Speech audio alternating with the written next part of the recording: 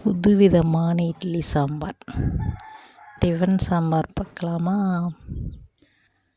பார்த்திங்கன்னா இப்போ தான் நிறைய மசாலா எல்லாம் கலந்து டிஃபனுக்கு சாம்பார் வைக்கிறோம். சாம்பார் பார்த்திங்கன்னா உங்கள் வயிற்றுக்கு எந்த பிரச்சனையுமே கொடுக்காது. 100% கேரண்டி. எண்ணெய், கடுகு, சீரகம் தாளித்து வெங்காயம், தக்காளி, பச்சை மிளகாய் போட்டு நல்லா வதக்கி நல்லா வதங்கின பிறகு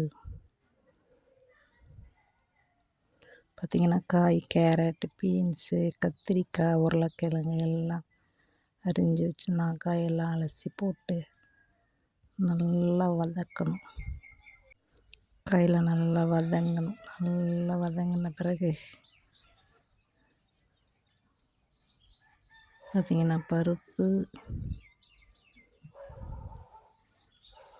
வேக வச்சு கடைஞ்சி வச்சுருப்போம் பார்த்திங்களா,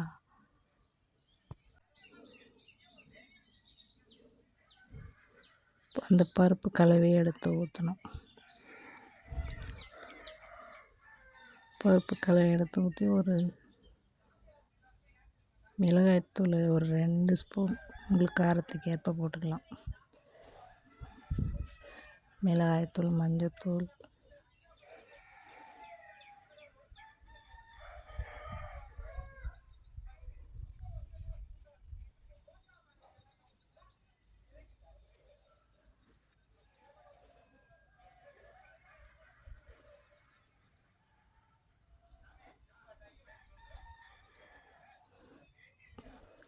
பருப்பு தண்ணி கூட கொஞ்சம் தண்ணி சேர்த்துக்கலாம். நமக்கு தேவைக்கேற்ப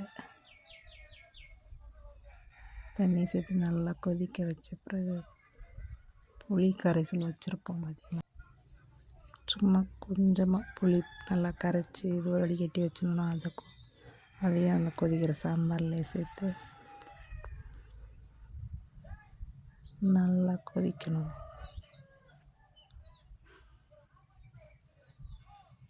நல்லா